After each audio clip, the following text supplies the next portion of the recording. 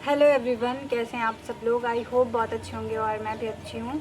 So welcome back to my channel. And कैसे चल रही है आप लोग की छुट्टियाँ तो नहीं कह सकते हैं, बट हाँ, जिनका नीट का पेपर हो गया है तो अभी थोड़ी गैप मिला है, तो उसमें सब लोग एंजॉय कर ही रहे होंगे और मैं भी कर रही हूँ। बट हाँ, जिसको ड्रॉप लेना है तो वो दोबारा से अपनी तैयारी शुरू कर दिया होगा। तो अभी काफ़ी दिनों से मेरे चैनल में कोई वीडियो नहीं गई है। जब से मैंने अपने स्कोर के बारे में डिस्कशन किया था, उसके बाद से मैंने कोई भी वीडियो नहीं डाली है, मतलब पढ़ाई के रिलेटेड कोई वीडियो नहीं डाली है। बाकी तो मैंने एक वाटर पार्क की और एक अपने गांव की वीडियो अपलोड किया था। तो एक कमेंट आया था मेरे को कि आप अपने एलन के एक्सपीरियंस शेयर करो, क्योंकि मैंने आप लोग को बताया है कि मैं 1 साल एलन से भी कोचिंग कर चुकी हूँ। तो किसी ने बोला था कि रिया, आप अपने एलन का एक्सपीरियंस शेयर करो एंड कैसा था आपका एक्सपीरियंस और टीचर्स वगैरह कैसे थे। तो मैंने सोचा कि मैं एक अपनी जर्नी के बारे में ही पूरी एक सेपरेट वीडियो अपलोड कर लेती हूँ और बताती हूँ कि मैंने कोचिंग जब की है। और मैंने अगर मोस्टली कोचिंग की है तो मैंने ऑफलाइन ही की है, हिंदी की कोचिंग, क्योंकि आप लोग को पता है कि हिंदी की कोचिंग ऑनलाइन इतनी अच्छी नहीं है और टीचर भी इतने अच्छे नहीं हैं। तो हिंदी मीडियम वाले बच्चों को अक्सर ऑफलाइन ही कोचिंग करना पड़ता है, क्योंकि जो बड़े बड़े इंस्टीट्यूट हैं उनमें हिंदी मीडियम के बैच चलते हैं और टीचर्स भी अच्छे रहते हैं, तो काफ़ी अच्छा रहता है। तो मैं आज उसी के बारे में अपनी वीडियो बना रही हूँ और मैं काफ़ी और एक्स्ट्रा चीज़ें भी डिस्कशन करूँगी। और मैं चाह रही हूँ कि मैं अपने ड्रॉप ईयर के भी एक्सपीरियंस शेयर करूँ कि मेरा ड्रॉप ईयर का एक्सपीरियंस कैसा था। और अभी बज रहे हैं दोपहर के 4 बज रहे हैं और अभी मौसम तो काफ़ी सही हो रहा है, क्योंकि अभी कुछ आधे घंटे पहले बारिश हुई है और बहुत तेज़ आंधी आ रही, फिर से बारिश होने लगी। देखो, मेरे वीडियो बनाते बनाते ही बारिश दोबारा स्टार्ट हो गई। अब मैं वीडियो कैसे बनाऊं।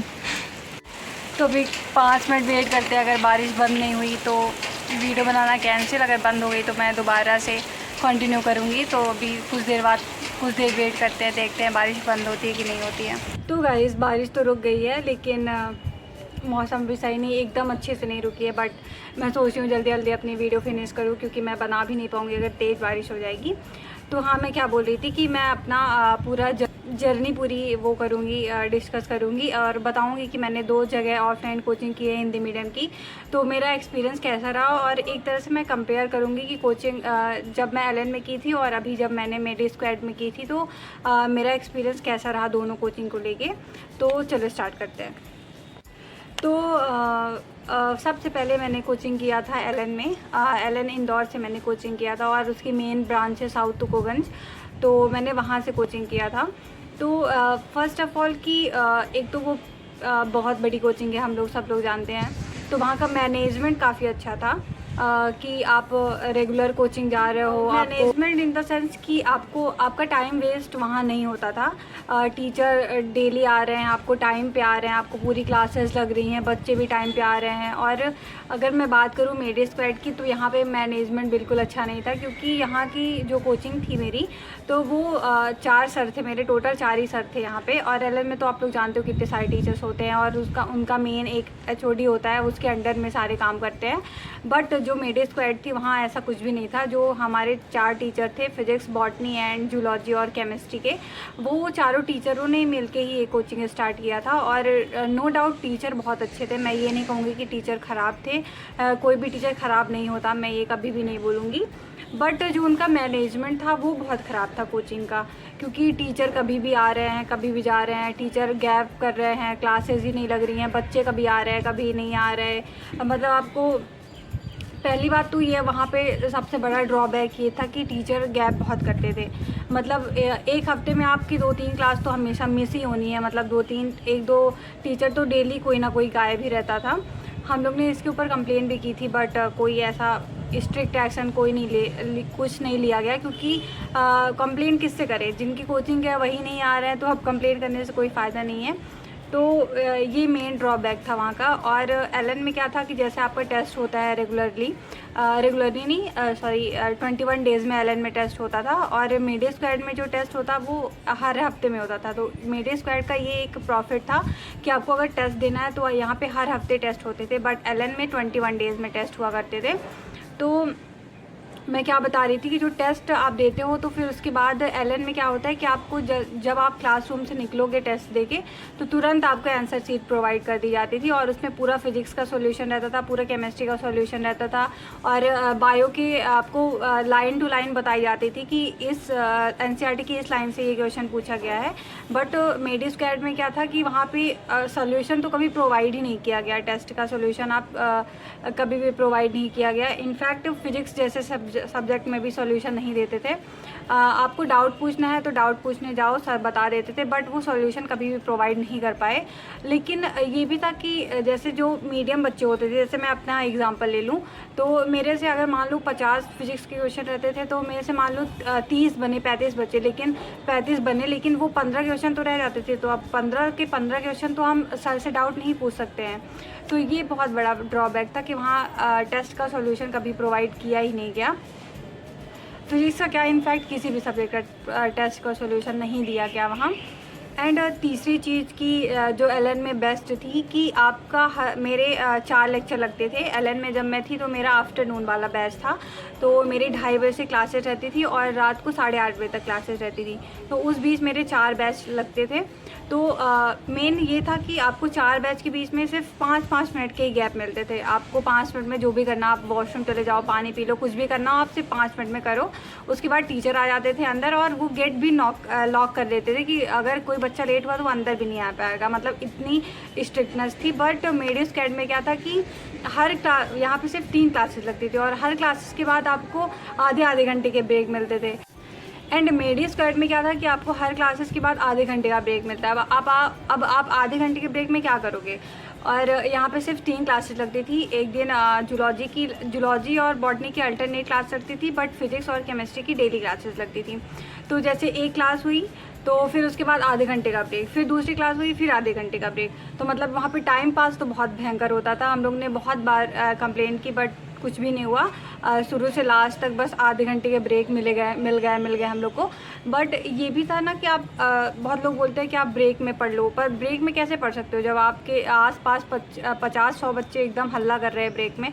तो आपका कंसंट्रेशन थोड़ी बन पाता है कि आप आज ब्रेक में भी पढ़ लो, ऐसा कुछ भी नहीं हो पाता। तो वहाँ पे टाइम पास भयंकर होता था। मेडी स्क्वायर्ड का ये ड्रॉबैक था। और रही टीचरों की बात, तो जब मैं एलएन में थी तो मेरे को वहाँ के भी फिजिक्स के टीचर अच्छे नहीं लगे थे। मैं अपना पर्सनल ओपिनियन बता रही हूँ क्योंकि बहुत सारे बच्चों का सिलेक्शन उन्हीं टीचरों से पढ़ के हुआ है, बट मुझे वो टीचर समझ नहीं आते थे और मुझे हमेशा फ़िज़िक्स ऑनलाइन ही समझ आई है। मैंने पीडब्ल्यू से हमेशा से फ़िज़िक्स पढ़ा है। मेरे को ऑफलाइन फ़िज़िक्स कभी समझ ही नहीं आई, तो मैं टीचरों को क्या दोष दूँ कि टीचर अच्छे नहीं थे।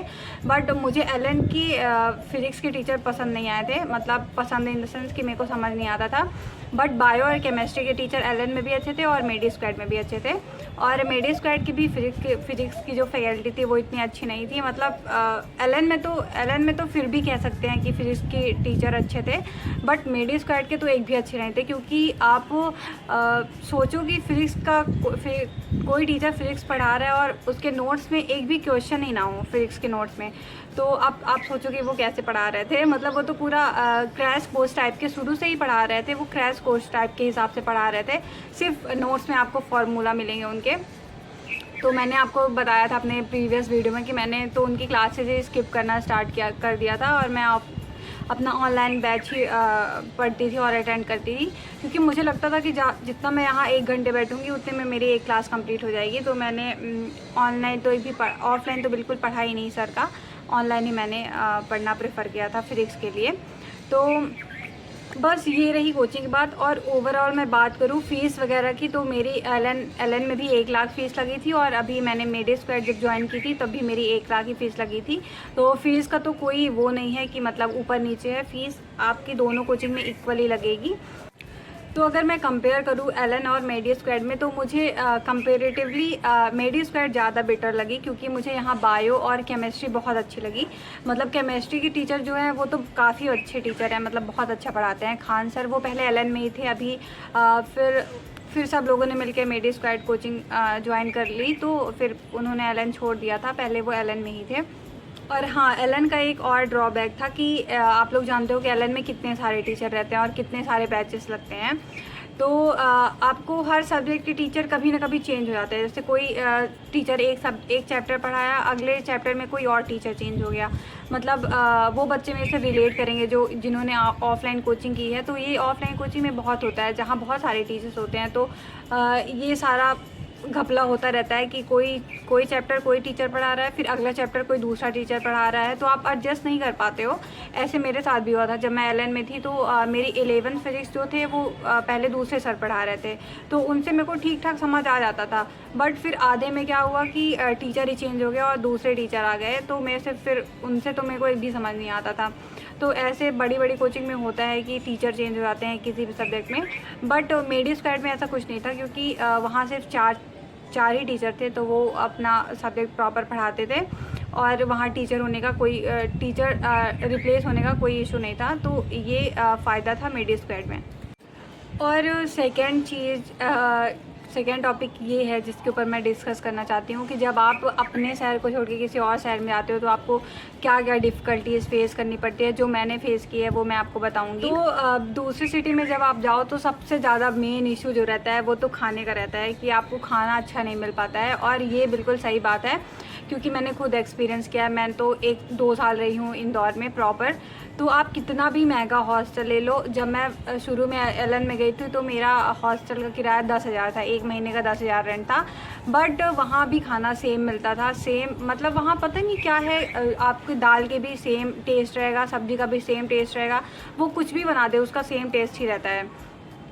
तो खाने का तो बहुत बड़ा इशू बन जाता है। और इस साल भी जब मैं गई थी तो इस साल तो काफ़ी दिक्कत हुई थी खाने की, क्योंकि अभी जब मैं जहाँ गई थी तो मैंने इस बार हॉस्टल ही लिया था बस। बट मेरा हॉस्टल थोड़ी इस बार सस्ता था, उसका रेंट 6,000 था। तो आंटी जो खाना बनाती थी वो बहुत घटिया खाना बनाती थी। तो लास्ट में तो जब पहले तो मैं कोचिंग जाती थी तो मेरे को टिफ़िन लेके सुबह जाना रहता था, क्योंकि मेरी कोचिंग 7:30 से सुबह 8:30 से रहती थी। तो मेरे को सुबह कोचिंग के लिए टिफ़िन चाहिए रहता था, तो फिर मुझे मजबूरी में आंटी के यहाँ खाना खाना पड़ता था। बट खाना इतना गंदा रहता था। लेकिन फिर लास्ट में जब मेरी कोचिंग बंद हो गई फरवरी में, तो फिर मैंने आंटी का खाना छोड़ दिया था। फिर पास में एक आंटी बनाती थी, उनका ऐसा छोटा सा मेस था, शॉप टाइप की थी, वो सिर्फ रोटी सब्ज़ी बनाती थी। तो मैंने 2-3 महीने सिर्फ रोटी सब्ज़ी खा के ही पूरा टाइम वो किया है अपना। और फिर लास्ट में मेन प्रॉब्लम क्या हुई कि लास्ट में जब अप्रैल के महीने में आंटी जिनकी शॉप थी उन्होंने अपने शॉप ही बंद कर दी।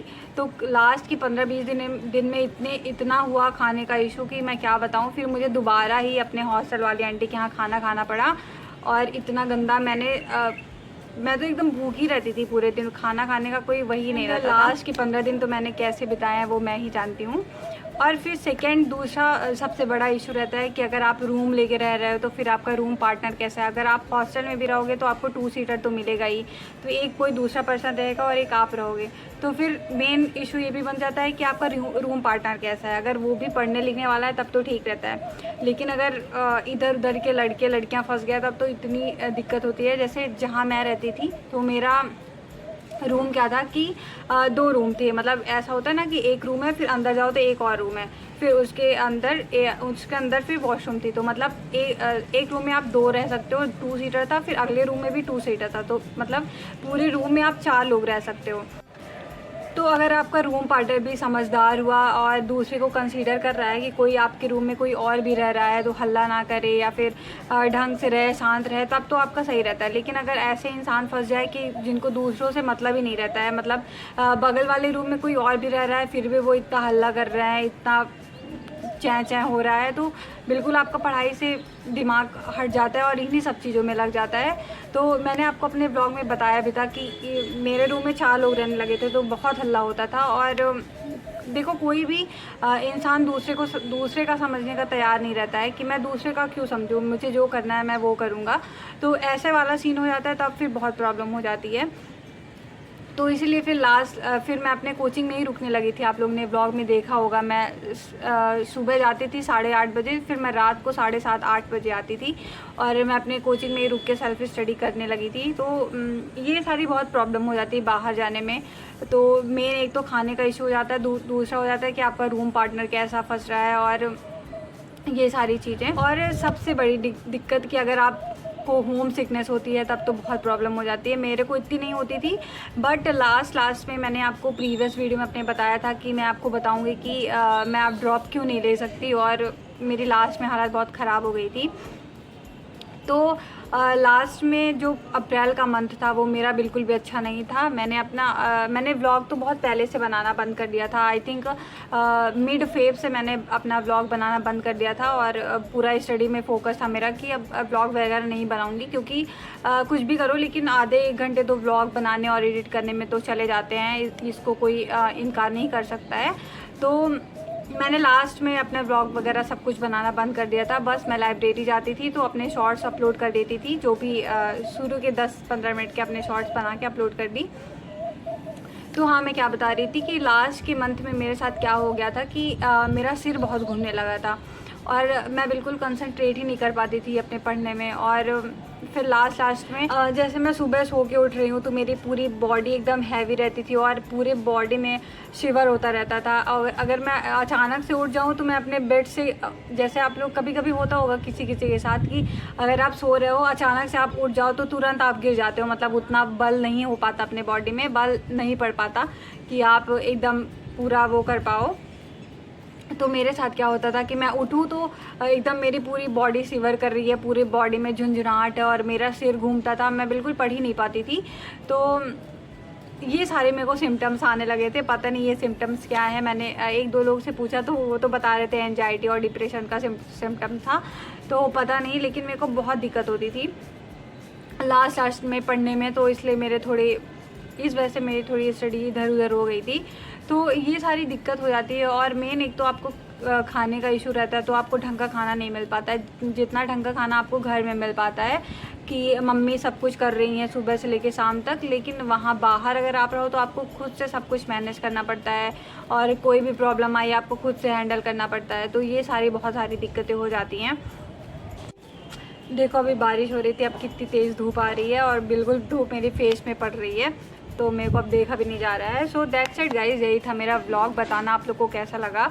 और ये सारे मेरे एक्सपीरियंस थे मेरे ड्रॉप ईयर के, कि कितने सारे इश्यूज़ फेस करने पड़ते हैं, और कितने सारे एंजाइटी फेस करनी पड़ती है, डिप्रेशन फेस करना पड़ता है, पूरा मेंटली प्रेशर आपको फेस करना पड़ता है। और अगर आप घर में भी बताओ कि आपको ये सारे इश्यूज़ हो रहे हैं तो घर वाले भी समझते हैं, ऐसा नहीं है, बट फिर आप एट द एंड आपको ही वो सब झेलना पड़ता है, और ख़ुद को ही अपना ऐसा मजबूत बनाना पड़ता है कि नहीं हमको पढ़ना है, कुछ भी हो जाए। मेरा तो यही था, मेरे को लास्ट में इतनी सारी प्रॉब्लम हो गई थी, मेरी हार्ट बीट तक, अगर मैं सो के उठ रही हूँ तो मेरे हार्ट बीट बढ़ी रहती थी, ऐसा कुछ हो गया था।